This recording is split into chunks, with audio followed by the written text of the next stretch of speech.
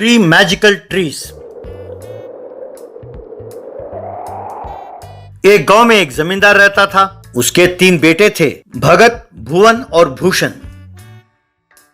वो जमींदार हमेशा पूजा पाठ करता रहता था और यज्ञ वगैरह करता रहता था। एक बार वो जमींदार अचानक बीमार पड़ गया। उसे चिंता होने लगी कि उसके मरने के बाद उसके बेटों का क्या होगा। उसने अपने गुरु शंकर स्वामी को बुलाया और स्वामी जी, मेरे बेटे बहुत छोटे हैं। मेरे मरने पर मेरे जायदाद को हड़पने के लिए मेरे रिश्तेदार तैयार खड़े हैं। अगर वो जायदाद ले जाते हैं तो उन्हें ले जाने दीजिए, पर मैं अपने बच्चों के जान खतरे में नहीं डाल सकता। वे पढ़ लिख कर समझदार बने, इसकी जिम्मेदारी मैं आपको सौंपता हूँ। फिर स्वामी जी, आपको एक राज की बात बताता हूँ, इसकी भी जिम्मेदारी आप ही की है। कहकर कुछ बताया और आंखें मूंद ली। जमींदार ने जैसा सोचा था वैसे ही उसके रिश्तेदार आए और उसके सारे जायदाद को हड़प कर चले गए। शंकर स्वामी जी उन तीनों बच्चों को अपने आश्रम ले गए। भगत, भुवन और भूषण शंकर स्वामी जी के आश्रम में पले और पढ़ाई कर कर बड़े हुए। एक दिन उन्होंने उन तीनों लड़कों को बुलाया। आज से तुम्हारी पढ़ाई संपन्न हुई। तुम्हारे पढ़ाई के साथ साथ मरने से पहले तुम्हारे पिताजी ने एक और जिम्मेदारी मुझे सौंपी थी, वो भी आज मैं पूरा करने वाला हूँ। तुम्हारी सारी संपत्ति तुम्हारे रिश्तेदार लेकर चले गए, पर उस संपत्ति से भी ज्यादा कीमती चीज मैं आज तुम्हें सौंपने वाला हूँ। कहकर एक मंत्र पढ़कर हवा में हाथ को घुमाया। हवा में से 3 पेड़ उड़ते हुए आए, उड़ते हुए आकर वहाँ प्रकट हो गए। वे तीनों उन पेड़ों को देखकर हैरान हो गए। शंकर स्वामी जी उन तीनों से, देखो बच्चों, ये एक जादुई पेड़ है। सही समय पर इसे तुम लोगों को सौंपने की जिम्मेदारी तुम्हारे पिताजी ने मुझे दी थी। पहला पेड़ जब भी मांगोगे सोना देगा, दूसरा पेड़ जब भी मांगोगे पैसे देगा, और तीसरा पेड़ जब भी मांगोगे भोजन देगा। किसे क्या चाहिए खूब ध्यान से सोचकर मांग लेना। भुवन, क्योंकि तुम सबसे छोटे हो, तुम्हें पहले चुनने का मौका देता हूँ। स्वामी जी, मुझे भोजन देने वाला पेड़ चाहिए। हमारा दिमाग खराब हो गया है क्या? अरे पहले चुनने का मौका दिया तो तुम भोजन मांग बैठे। बिना मेहनत के सोना और पैसों की मुझे जरूरत नहीं है। उनके वजह से परेशानियां बढ़ती हैं। स्वामी जी, मुझे सोना देने वाला पेड़ चाहिए। ये सारी दुनिया सोने के पीछे पड़ा रहता है। मैं इस दुनिया को अपने चारों ओर घुमाऊंगा। स्वामी जी, मुझे वो रुपयों वाला पेड़ दीजिए। अगर पैसे हों तो सोना और खाना दोनों खरीद सकते हैं। तब शंकर स्वामी खुश हुए और उन तीनों को एक एक मंत्र का बोध कराया। तुम तीनों को जब भी इन पेड़ों से काम पड़े तो ये मंत्र पढ़ना। बाकी समय ये पेड़ साधारण पेड़ के रूप में ही रहेंगे। अगर पेड़ को पकड़ोगे तो वो तुम जहाँ चाहोगे वहाँ ले जाएगा। तुम तीनों 3 अलग दिशाओं में जाओ। ठीक 1 साल बाद आप तीनों मेरे आश्रम वापस लौटो। अगर तुम तीनों 1 साल तक इन तीनों पेड़ का ठीक से ख्याल रखोगे तभी तुम्हें जिंदगी भर के लिए ये पेड़ मिलेंगे, वरना ये तीनों पेड़ गायब हो जाएंगे। जाओ बेटो। कहकर तीनों को आशीर्वाद किया। तीनों उन पेड़ों को पकड़कर हवा में उड़ते हुए 3 अलग दिशाओं में जाने लगे।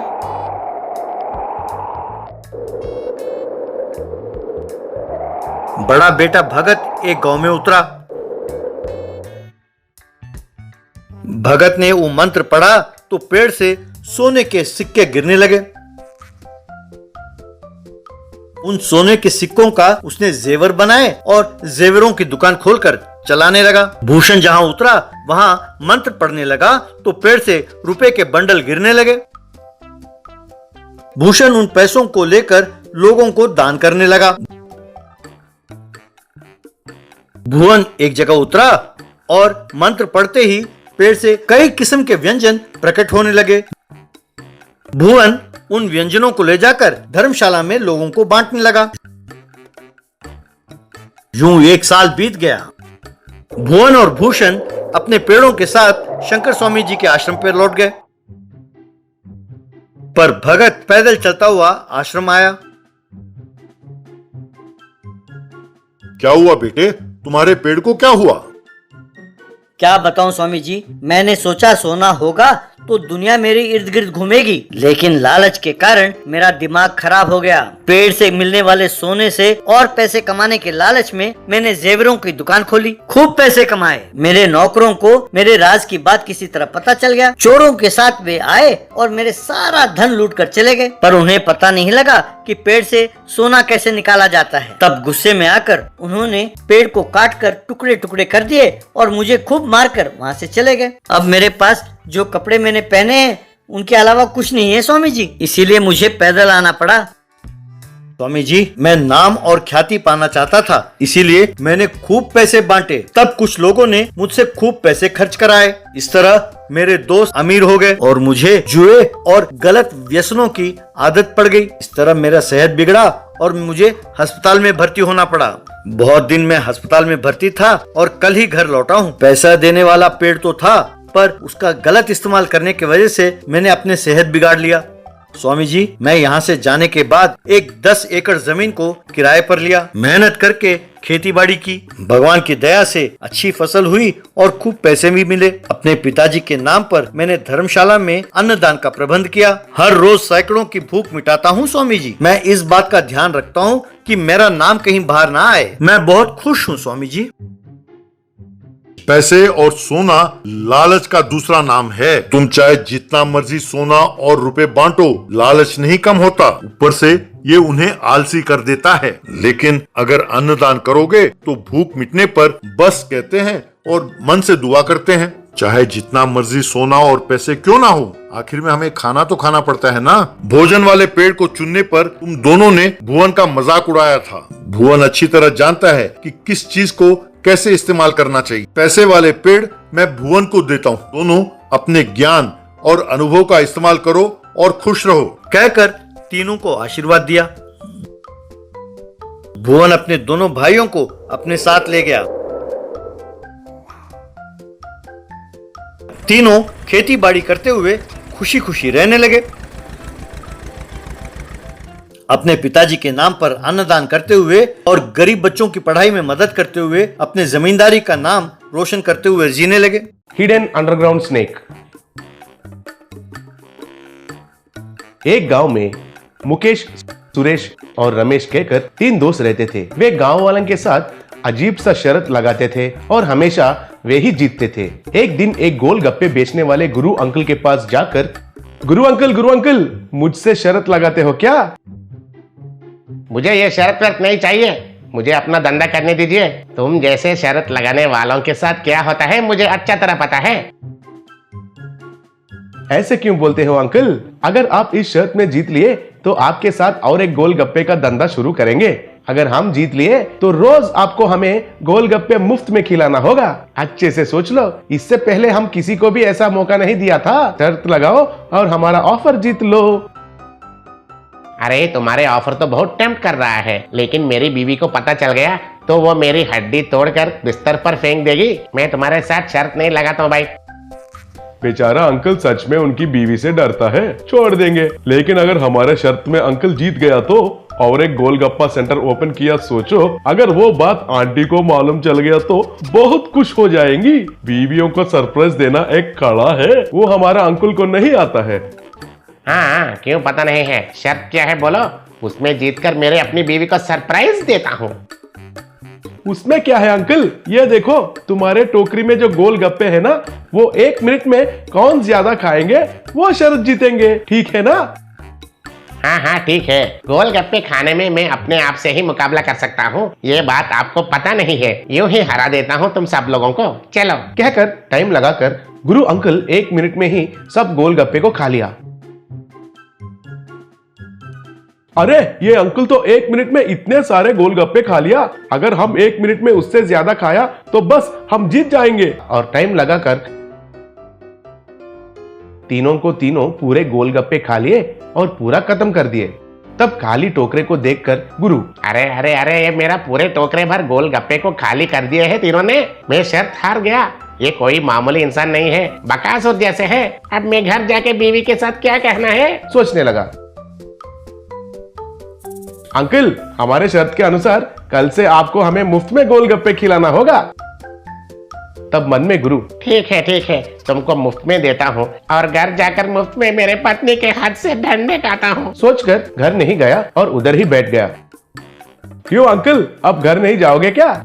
तब वो कुछ नहीं बोला और वैसे ही विचार करते हुए बैठ गया। अंकल अब घर नहीं जाएगा क्योंकि उनकी पत्नी के हाथ में डंडे खाएगा, इसलिए नहीं जा रहा है। अब हम जाकर आंटी के पास फिटिंग लगा देंगे।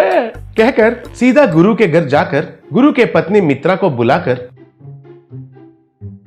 हाय मित्रा आंटी, कल से आपके पति को हमें मुफ्त में गोलगप्पे खिलाना होगा, पता है, क्योंकि वो हमसे शर्त लगाकर हार गया। अब वो आपसे डर के मारे उधर ही चुप रहा है। आप जाके देखिए, नहीं तो कहीं भी भाग जाएगा लग रहा है। तब मित्रा आंटी झाड़ू लेकर उनको ढूंढते हुए निकली, उधर छुपा हुआ गुरु को झाड़ू से मारते हुए। क्यों रे, तुम उन लड़कों के साथ क्या किया? कोई खेल समझ रखा है क्या? धंधा करने गए तो धंधा ही करना है, ऐसे सरट वरट लगा के पैसा नहीं गंवाना है। कहकर झाड़ू से जोर से मारने लगी। बीवी का हाथ में मार खाते हुए गुरु अंकल को देखकर सब लोग हंसने लगे। फुल कोटिंग देने के बाद उनको घर खींचकर लेके गई। आज मुझे इतनी बेइज्जती होने का वजह वो तीनों हैं, उनको मैं नहीं छोड़ूंगा और उन तीनों को फिर से शर्त लगाने से जैसे भी छुड़वाना होगा। कहकर अगले दिन सीधा उनके पास जाकर, अरे वो मुकेश, आप लोग मुझसे एक नया शर्त लगाएंगे क्या? अगर शर्त में जीत गए तो इस बार गोलगप्पे नहीं, तुम सबको बिरयानी खिलाता हूँ। वही अगर मैं जीत गया तो आपको पुराना गोलगप्पे का शर्त कैंसिल करना होगा। अरे वाह, क्यों रे, आज अंकल हमारे साथ खुद शर्त लगाने के लिए आ गया। अचानक इसमें इतना हिम्मत कहाँ से आ गया? वो हिम्मत नहीं है, अंकल को झाड़ू से जो आदर हुआ था उसके वजह से है। कल से हमको मुफ्त में बिरयानी खाना है तो शर्त लगाना ही होगा। कहकर अंकल से, बोलिए अंकल, शर्त क्या है? वो तो बहुत आसान है, मैं तुम तीनों को गर्दन तक धरती में दफना देता हूँ। कल सुबह तक कौन उसमें रहेगा वही जीतेगा और मैं उसको बिरयानी खिलाता हूँ। तब वे, अरे एक दिन हमारा नहीं सोचेंगे और मिट्टी में रहेंगे तो कल से खाने के लिए दिक्कत नहीं होगा। ठीक है, हम तैयार हैं। कहकर तीनों मंजूर हो गए। तब गुरु अंकल तीनों को गर्दन तक मिट्टी में दफना दिया। चोर कही के मेरे गोलगप्पे को पूरा खत्म करके मेरे बीवी के पास जाकर मुझे ही फिटिंग लगाते हो, तुमको ये सजा है रे। ऐसे ही मिट्टी में मरो, रात को कोई जंगली जानवर आके तुमको खा जाएगी। तब घबरा कर मुकेश, अरे गुरु अंकल, बढ़िया प्लान किया है और हमको फंसा दिया है। सच में कोई जंगली जानवर आएगा क्या? अरे वो रमेश, मुझे तो डर लग रहा है। तब उस मिट्टी के अंदर से 3 सांप आकर उनके सामने फुफकार करने लगे।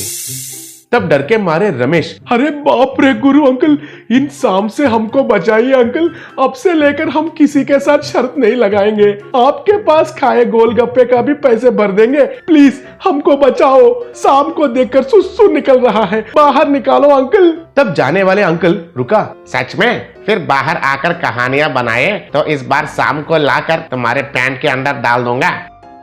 कहकर शाम को भगा दिया और उन्हें बाहर निकाला। तब वे गुरु अंकल को पैसे देकर सॉरी कहकर चले गए। तब से लेकर वे सबके साथ शर्त लगाना छोड़ दिए।